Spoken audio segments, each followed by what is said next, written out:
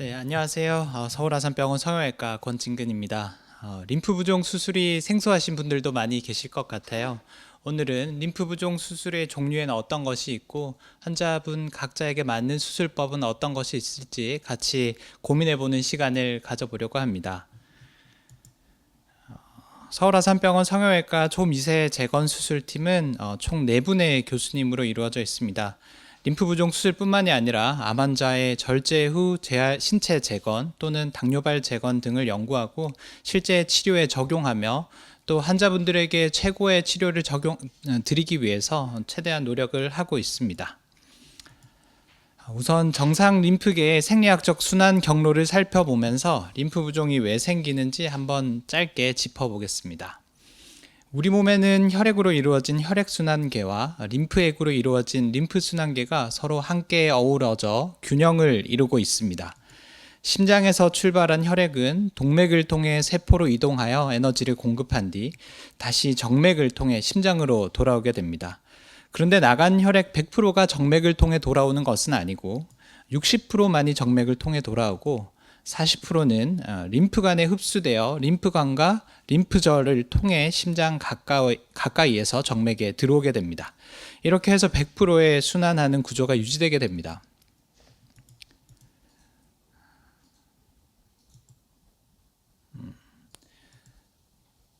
조금 더 의학적으로 표현된 그림을 보시면 세포로 이동한 세포액들 중 일부는 그림에서 보듯이 이렇게 림프관을 통해 흡수되어 심장으로 들어오게 되는데 어떠한 이유에서 림프관에 순환 장애가 생기게 되면 림프액이 심장으로 들어가지 못하고 팔 또는 다리에 림프관이 쌓이게 되면서 부종이 발생하게 됩니다. 가장 흔한 경우엔 유방암 수술로 발생하는 경우를 살펴보겠습니다. 유방의 림프액은 겨드랑이 림프절에 모이기 때문에 암세포가 겨드랑이 림프절에 전이될 위험이 있는 경우 암 절제 시 겨드랑이 림프절도 함께 제거하게 됩니다. 이렇게 되면 림프관이 배액되는 길이 차단되게 되고 이렇게 함으로 인해서 림프 부종이 발생하게 됩니다. 부인과암 수술도 마찬가지로 골반 내 장기를 제거하면서 골반 내 림프절을 제거하는 경우 림프액의 배액 경로가 차단되어 다리에 부종이 발생하게 되는 것입니다. 지금부터는 이러한 림프 부종을 개선할 수 있는 수술법을 하나하나 살펴보도록 하겠습니다. 과거에는 림프 부종 수술이 굉장히 제한적이었습니다. 림프관 자체에 대해 알고 있는 내용이 너무 없었기 때문에 단순하게 림프액에 고이는 다리의 지방층과 피부 전체를 제거해버리는 찰스 술식이 유일한 수술적 치료법이었습니다. 하지만 이 찰스 술식은 피부 이식의 흉터가 매우 심하고 또 대량 출혈의 위험성이 있어 오늘날에는 극히 일부의 환자에서만 시행하고 일반적인 환자분들에게선 시행하지 않고 있습니다. 이렇던 림프 부종 수술이 미세 수술이 발전하게 되면서 혁신적으로 개선되었습니다. 미세 수술용 현미경이 발전하면서 직접 림프관을 볼 수 있게 되었고 수술기구가 발전하면서 림프관을 만지고 조작할 수 있게 되었으며 미세 봉합사가 발전하면서 림프관을 서로 봉합하거나 원하는 곳에 이동시켜 문합하는 단계까지 이르게 되었습니다. 이러한 발전에 기반하여 한 약 20년 전부터는 서울아산병원에서 0.3에서 0.7mm 정도로 작은 림프관을 직접 조작하는 초미세 수술 영역으로 도전하였고 여러 가지 변화를 통해서 지금은 림프 부종 수술을 새롭게 정립하였습니다. 가장 많이 시행하고 있는 기본적인 수술인 림프관, 정맥관, 문합술부터 살펴보겠습니다. 앞에서 살펴보았듯 림프 부종은 림프관의 배출 경로가 막히게 되면서 발생하게 되는데 이렇게 림프액이 쌓이게 되어서 생기는 게 문제이기 때문에 이걸 해결하기 위해서 림프액이 빠져나갈 수 있는 새로운 길, 우회 경로를 만들어주면 어떨까요? 막혀있던 림프관을 정맥에 연결하게 되면 쌓여있던 림프액이 정맥으로 빠져나가면서 부종이 해소되고 림프 부종이 치료되게 됩니다. 이러한 방법을 림프관과 정맥을 연결한다고 해서 림프관, 정맥관, 문합술이라고 합니다. 보시는 그림은 림프관 정맥관 문합술의 대표적인 두 가지 방법입니다. 림프액이 그림의 아래에서 위로 이동하는 상황일 때 왼쪽처럼 림프관을 자른 뒤 림프관의 그 끝을 정맥에 연결해 주게 되면 림프액이 정맥으로 배출되게 되며, 오른쪽 그림처럼 림프관의 옆구리에 저희가 정맥을 연결하게 되면 똑같이 림프액이 정맥으로 배출되게 되겠습니다. 보시는 영상은 림프관 정맥관 문합술 수술 영상입니다. 위쪽에 투명하게 보이는 부분이 림프관이고 아래쪽에 보이는 부분이 정맥이 되겠습니다. 아까 림프관의 옆구리에 구멍을 낸 뒤 정맥을 한 땀 한 땀 미세한 실을 이용해서 봉합하게 되고, 그렇게 되면 림프관에 쌓여있던 림프액이 정맥을 통해서 배출될 수 있는 새로운 우회 경로가 생기게 되는 것입니다. 이 수술을 하기 위해서는 기능이 보존된 림프관과 정맥이 서로 가까이에 있어야 합니다. 그렇기에 수술 전에 MRI 검사 그리고 인도시아닌 ICG 조형 검사를 통해서 림프관이 있는지, 기능이 남아있는지 확인을 하고, 또 초음파 검사를 통해서 정맥과 림프관의 위치를 미리 확인하게 됩니다. 이 환자분은 다리에 림프 부종이 발생했던 환자분으로 점선으로 있는 게 저희가 미리 찾아둔 림프관이고, 실선이 이제 정맥이 되겠습니다. 그래서 이렇게 인접한 부위에서 저희가 절개를 해서 한 2cm 정도의 절개만 통해서 두 가지를 림프관과 정맥을 찾아서 문합하는 수술을 시행하게 됩니다. 이 환자분은 절개를 1.5cm 정도만 시행한 환자입니다. 짧은 절개지만 수술 전 위치 확인을 통해서 1.5cm의 절개 안에 세 번의 림프관 정맥관 문합술을 시행하였습니다. 여기 보시게 되면 이게 첫 번째 림프관이 이렇게 주행하는 것이고요. 여기 옆구리에 정맥을 연결하면 정맥으로 림프액이 빨려 들어오는 것을 확인할 수 있습니다. 여긴 두 번째 림프관이 될 거고요. 림프관에 정맥을 연결한 모습이 되겠습니다. 그리고 마지막으로 아래에 똑같이 세 번째 림프관이 존재하게 되고, 여기에도 동일하게 정맥을 연결해 주면 저희가 이렇게 당기는 검사를 밀킹 테스트라고 하는데요. 바로바로 림프액이 배액되는 것을 확인할 수 있습니다. 수술 후 림프액이 잘 흘러가는지 확인하는 인도시아닌 림프관 조형 검사 영상입니다. 그래서 이 부분이 림프관이 되겠고, 정맥을 이렇게 연결한 부분입니다. 보시면 정맥으로 림프액이 지속적으로 배출되는 것을 잘 확인하실 수 있습니다. 이 부분은 림프관 두 개를 각각의 정맥에 연결한 영상으로 림프액이 정맥을 통해서 빠르게 배출되고 있는 것을 다이나믹하게 보실 수 있겠습니다. 오른쪽 다리에 림프 부종이 있었던 분으로 수술 후 1년째 그리고 5년째 부종이 개선되신 것을 보실 수 있습니다. 그리고 이분은 왼쪽 다리에 림프 부종으로 내원하신 분이고 증상이 상당히 심한 분이셨는데, 림프관 정맥관 문합술 일주일째 부종이 빠르게 개선된 것을 보실 수 있겠습니다. 이 수술은 어떤 분들에게 도움이 될까요? 림프 부종이 진행함에 따라 림프관이 어떻게 변화하는지를 보여준 사진이 아래에 있는데요. 초기 림프 부종 환자에서는 보시는 것처럼 림프관이 기능이 잘 보존되어 있습니다. 그렇지만 림프 부종이 진행함으로 따라서 이제 섬유화 변화가 생기게 되고 점점 림프관이 기능을 잃어가게 됩니다. 이렇게 림프관이 기능을 잃어버리게 되면 이제 이 림프관으로 들어오는 림프액 자체가 적기 때문에 문합을 한다고 하더라도 결과가 다소 떨어질 수밖에 없습니다. 그렇기 때문에 저희는 수술 전 검사를 통해서 기능이 남아있는 림프관이 있는지를 확인을 하고, 이러한 림프관이 있을 때 수술적 림프관 정맥관 문합술을 시행하게 됩니다. 이 알고리즘은 팔과 다리 환자분의 치료 프로토콜을 간략하게 보여드리는 그림으로, 환자에 대한 첫 번째 질문이 림프관의 잔존 여부입니다. 그래서 이러한 기능이 보존된 림프관이 있다면 림프관 정맥관 문합술을, 그렇지 않다면 다른 수술을 고려하게 되겠습니다. 두 번째 수술법입니다. 림프 시스템에는 림프절이라는 구조물이 있는데 여러 개의 림프절이 하나의 림프절에 모이게 됩니다. 따라서 림프관 하나하나를 연결하는 게 아니라 림프관이 모여있는 림프절에 정맥을 연결하게 되면 그 효율을 극대화할 수 있지 않을까라는 의문에서 시작된 수술법이고, 이러한 수술법을 저희가 림프절 정맥관 문합술이라고 부르게 되겠습니다. 다리 림프 부종 환자에서 주로 시행하며 사타구니에서 림프절과 정맥을 찾은 뒤 림프절에 작은 구멍을 내서 실제 림프액이 잘 흘러나오는지를 확인하여 기능을 평가한 뒤 정맥을 끊어 정맥 말단을 림프절에 연결해 주게 되겠습니다. 수술 영상으로 이렇게 정맥을 준비해서 자른 뒤에 림프절을 구멍을 내서 림프액이 잘 나오는지 그 기능이 있는지를 확인을 먼저 합니다. 이후에 실을 이용해서 림프절과 정맥을 문합하게 되겠습니다. 림프절에 정맥을 연결해 준 모습으로 아래에 이렇게 림프절이 있고 정맥이 있는 모습입니다. 저희가 이렇게 당겨 보면 림프액이 빠르게 들어오는 것을 확인할 수 있습니다. 이건 이제 문합술 중간에 촬영된 영상으로 림프절이 아래에 있고 정맥을 연결하고 있는 도중입니다. 보시게 되면 림프절에서 림프액이 계속 흘러나오는 것을 보실 수 있습니다.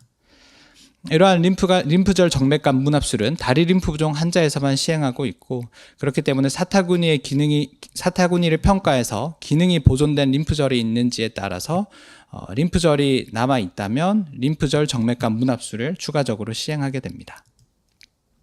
세 번째 수술 방법입니다. 암 치료 중에 림프절을 제거하여 림프 부종이 생겼으니 림프절이 제거된 자리에 다시 림프절을 이식해 주면 치료가 되지 않을까요? 이 수술은 다리 림프 부종 환자에서는 시행하지 못하고 팔 림프 부종 환자에서만 시행하고 있는데요.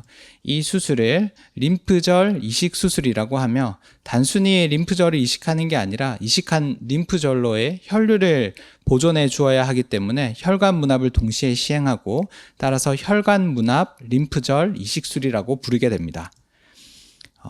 그렇다면 건강한 림프절은 어디에서 가져올까요? 림프절을 가져온 부위에 림프 부종이 발생해서도 안 되겠고, 또 가급적이면 흉터가 보이지 않으면 좋겠죠. 여러 가지를 종합적으로 평가하여 서울아산병원에서는 주로 사타구니에서 림프절을 1개 또는 2개 가져와서 겨드랑이에 이식해 주고 있으며, 경우에 따라서는 복강 내에 있는 대망이라는 지방 조직 안에 있는 림프절을 획득하여 이식하기도 합니다. 사타구니에서 림프절을 가져올 경우 왼쪽 그림처럼 림프절과 주변 살을 함께 이식하게 되고, 겨드랑이에 이제 유방절제 수술 때 발생한 흉터를 통해서 접근하여서 내부에 있는 흉터와 또 유착을 최대한 방리해 주게 됩니다. 이후에는 여기 림프절과 살을 함께 이식하여 이식하는 수술을 시행하고, 저희가 제일 이상적으로 생각하는 부위에 림프절을 위치시킨 뒤 수술을 마무리하게 됩니다. 오른쪽 그림은 배 안에 있는 지방 조직인 대망과 대망에 포함되어 있는 림프절, 위아래에 있는 림프절을 함께 복강경으로 획득해서 저희가 겨드랑이에 이식하는 수술 방법이 되겠습니다. 이러한 림프절 이식 수술은 주로 팔 환자에서 시행하고 있으며, 애가부 림프절 박리 수술을 받았고 겨드랑이에 구축이 있는 분들에게 초점을 맞춰서 주로 시행하고 있습니다. 이러한 미세 수술 외에도 지방 흡입 수술을 통해 림프 부종을 개선할 수도 있습니다. 처음 보여드렸던 찰스 술식은 지방 전체를 절제하는 수술이라면, 이 수술은 중요한 조직은 남겨주고 지방 조직 자체만 녹여서 흡입하는 방식이 되겠습니다. 다만 재발 가능성과 수술 후 지방 흡입 부위에 감각 저하 그리고 통증이 있을 수 있겠습니다. 지방을 녹이는 투메센트 용액을 먼저 주입하고 녹은 지방을 물리적인 방법으로 흡입하게 되는데, 주로 저희는 이제 흡입기 끝에 초음파를 달아서 초음파에서 발생한 열이 효율적으로 지방을 녹이게 하여 지방 흡입을 시행하고 있습니다. 5mm 정도 되는 절개창을 넣고 캐뉼라를 이용하여 지방을 흡입하게 됩니다.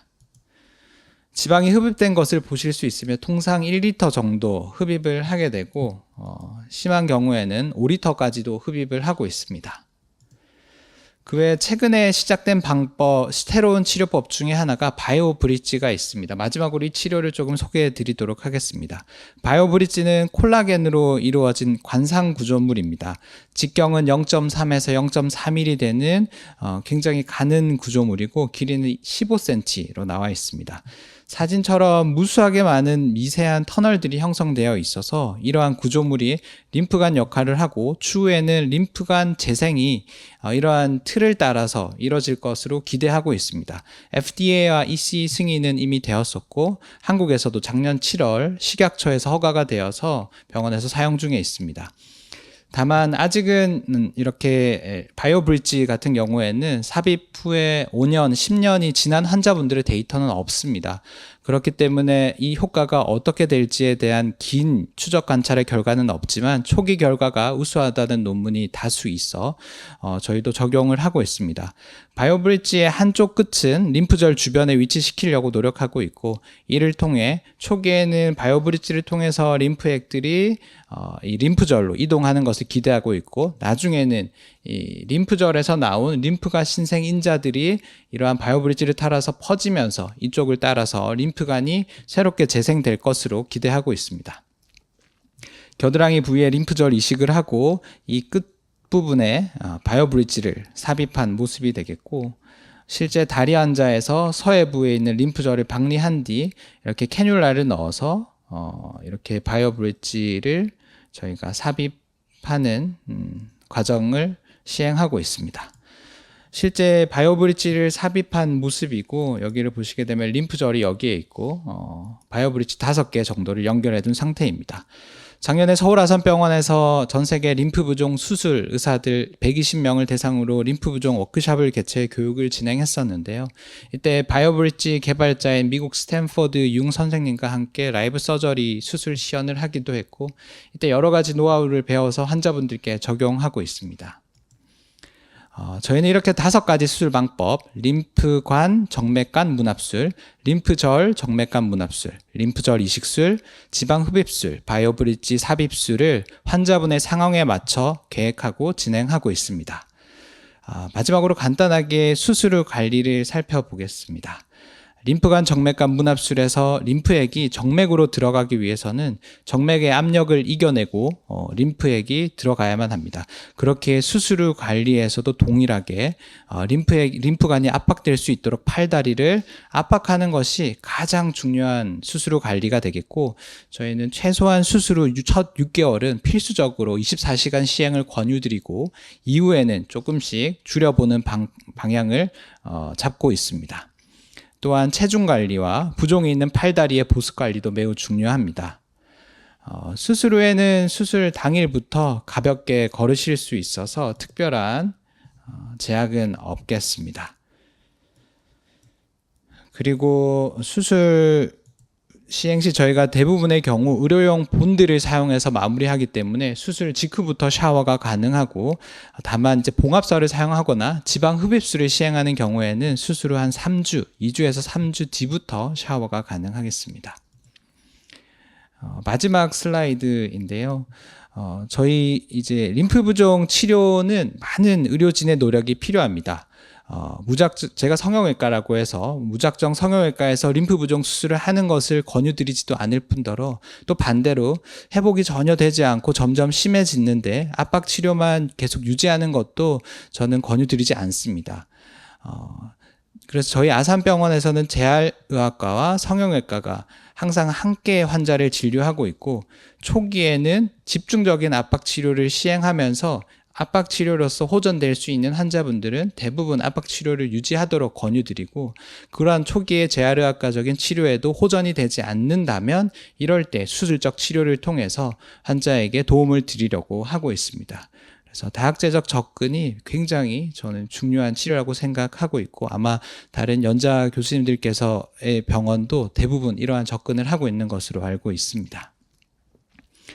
저는 환자분들에게 최대한 자세한 내용을 전달드리기 위해서 개인 블로그를 운영하고 있습니다. 이러한 블로그가 더 많은 림프 부종 환자분들께 올바른 판단을 하는데 도움이 되시면 좋겠습니다.